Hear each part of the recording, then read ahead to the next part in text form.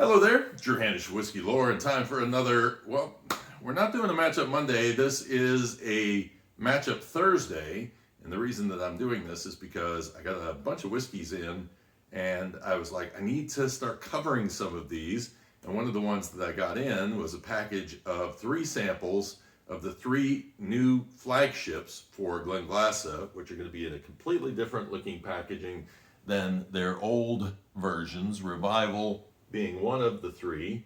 Last week I did a tasting on Thursday of the Evolution and went up against Sand End, which is what I think is pretty close to being its replacement.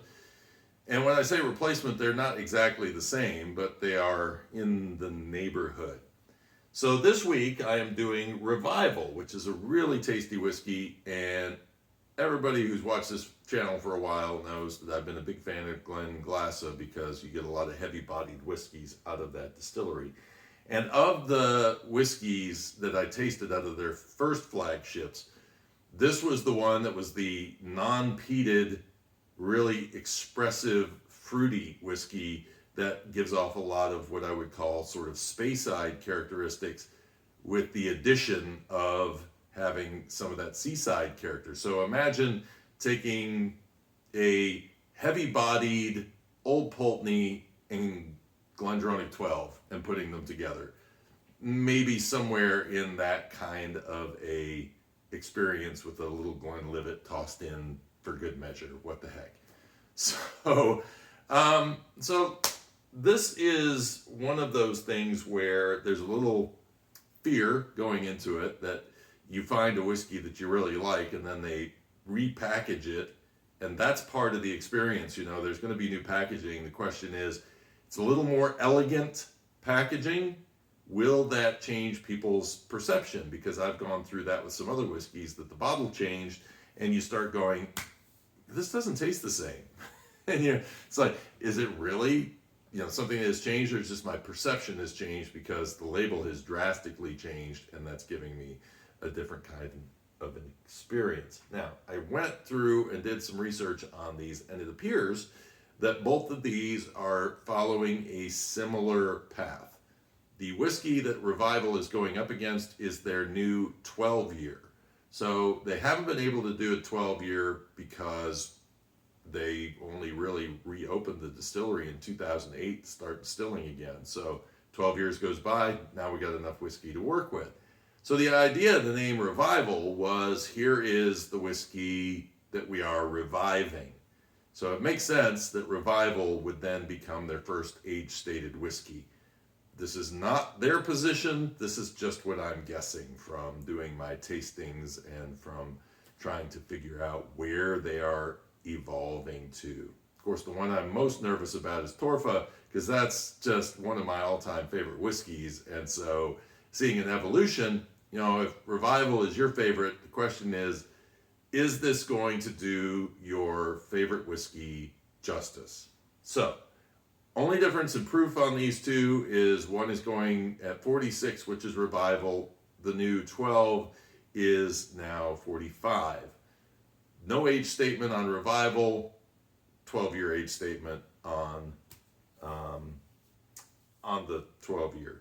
All right, so let's jump in and do a nosing and tasting. And what these have in common is both use red wine casks, first fill ex-bourbon, and sherry casks. So that's why I say maybe a little Speyside character sneaking in on this.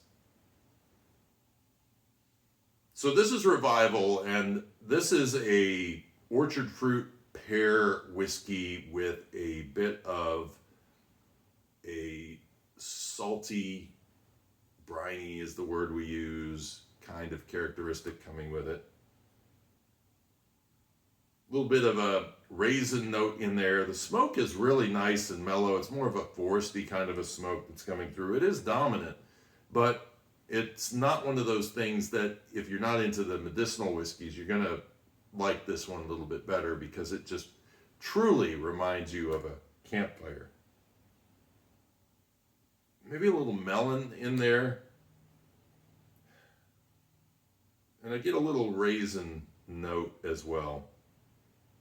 Cheers. Mm. Solid on the palate. Caramel definitely.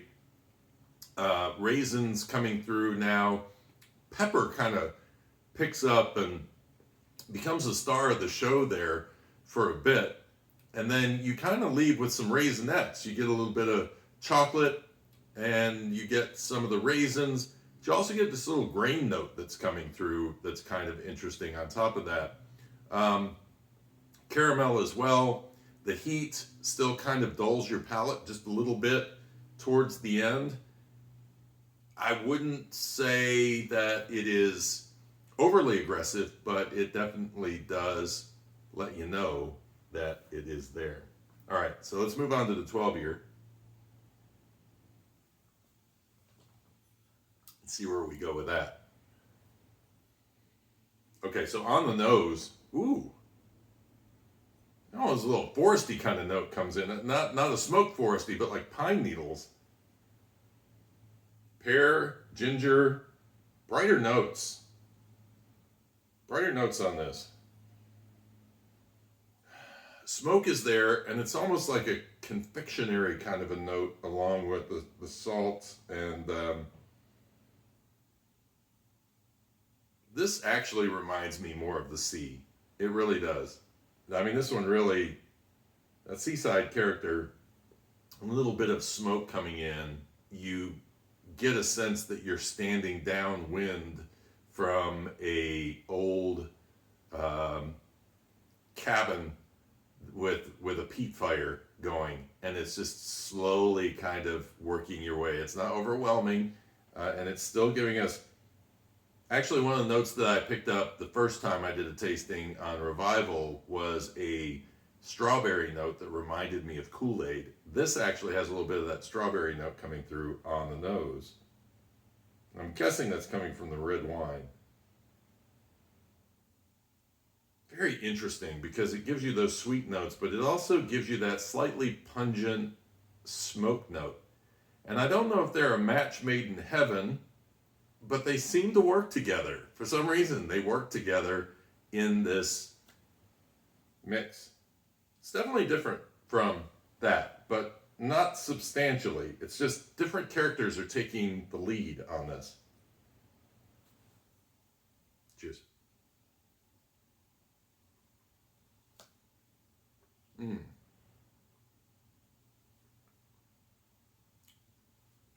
Caramel actually standing out a little bit more.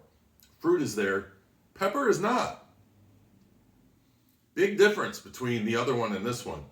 Pepper is much more muted on this. It's there, but it is not the star of the show. It doesn't kind of overwhelm you. You actually have to take a second sip of that Revival to get past that initial shock of the pepper and get into actually tasting some of the other stuff.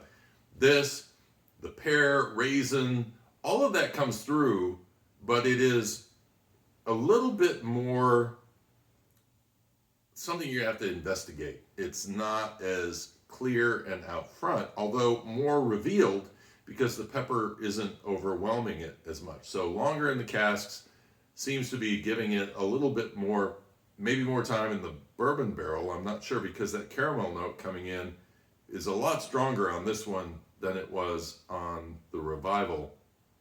A little tannin in there, a hint of chocolate, not really as raisinettes as the first, but let me try it again.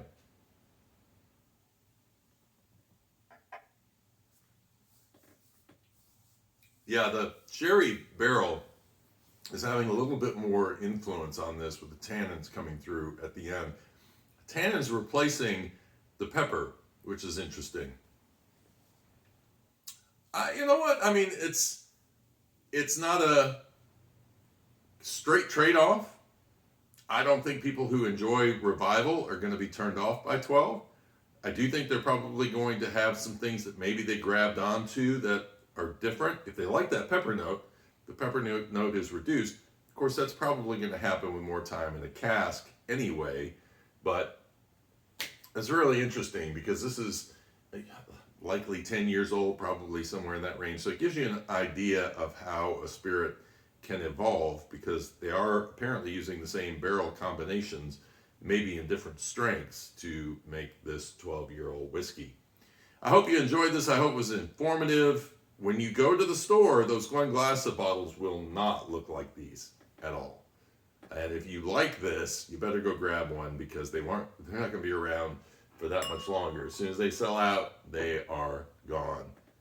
Hope you enjoyed this. If you did, give me a thumbs up. And if you learned something, please subscribe and join in, because I'm going to continue to try to bring you as much information as I can. We'll get back to doing a Throwback Thursday and digging into a little history. Secret, I am off actually right now in Scotland.